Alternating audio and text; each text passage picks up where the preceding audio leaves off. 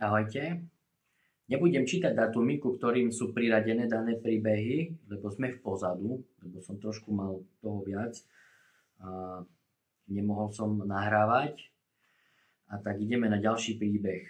Obnovenie v Ježišovi. Jánove evanjelium 12. kapitola 24.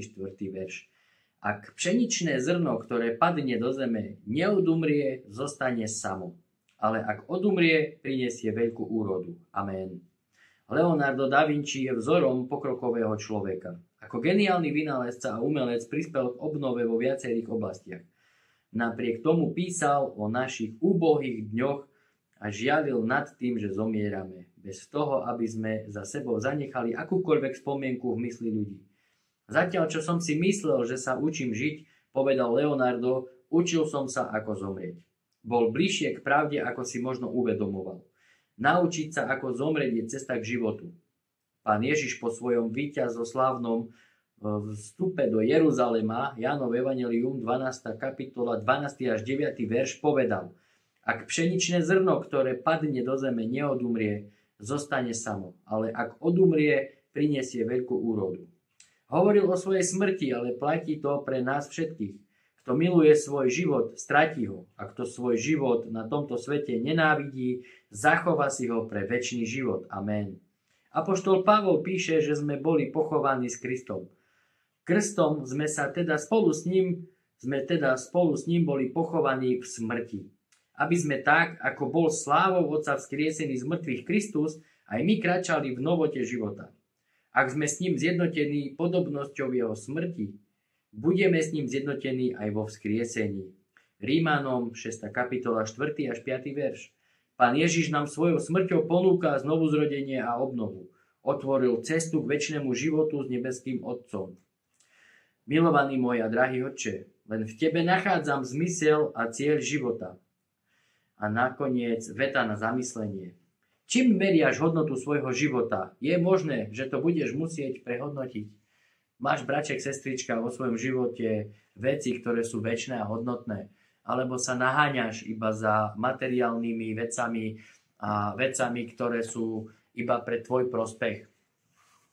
Prehodnoť svoj život, odovzdaj sa Pánovi Ježišovi a rob veci, ktoré sú hodnotné, ktoré pomáhajú tomu, aby ľudia boli spasení, ktoré pomáhajú tomu, aby bol svet krajší. Zanechaj správanie, tak ako aj tu sa píše, zanechaj správanie, ktoré je egoistické, ktoré spôsobuje len to, že iba tebe je dobré a nikomu nepomáha.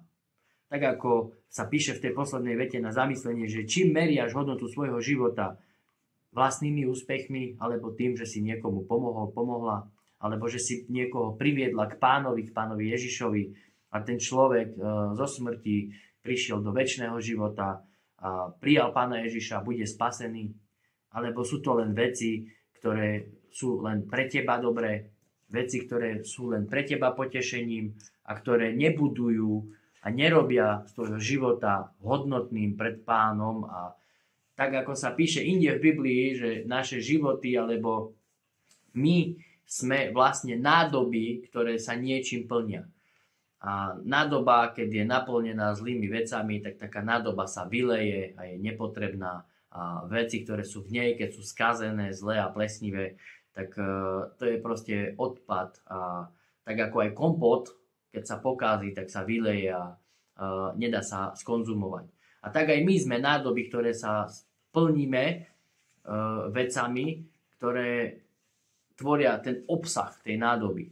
A keď máš dobré skutky a dobré veci a uctievaš Pána, vyznávaš Pána Ježiša svojím Pánom, Bohom a Spasiteľom a veríš v to, príjmaš ho ako svojho Mesiáša, Spasiteľa a odovzdal si mu svoje hriechy, aby ich vyniesol na kríži a proste v tomto žiješ a robíš dobré skutky z viery, nie preto, aby si bol spasený, pretože človek nie je spasený zo skutkov, ale z viery, tak proste plníš tú nádobu dobrými vecami, dobrým ovocím a bude z toho dobrý kompot, ktorý keď potom Pán zoberie a otvorí, tak ho bude môcť použiť na hostine baránkovej trebárs. A to som povedal iba tak, hej, to v Biblii není. A tak maj sa pekne, brat a sestra. Žehnám ti v mene Ježiš, aby si mal život naplnený láskou, pokojou, milosťou Pána Ježiša Krista, plný Ducha Svätého, aby sa ti darilo a bol požehnaný, aby si bol soľou a svetlom pre tento svet. Maj sa pekne. Šalom, šalom.